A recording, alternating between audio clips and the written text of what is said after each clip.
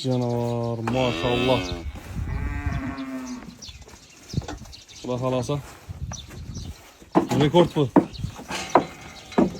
Endi shu molni joyvesi necha kilo chiqadi deb o'ylaysizlar?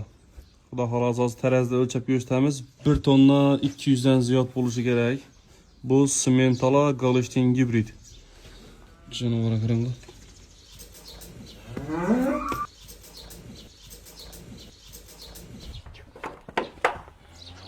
Ay canavar ya. Molni zo'ri. Gibrid ekan bu. Simmentala Golestein gibrid bo'lgan. Atası Simmental mı lan? Atası Simmental ekan. Dur. Qani? Aryanası yaptık da şuna kala yetişmedi. 1 tonna 229.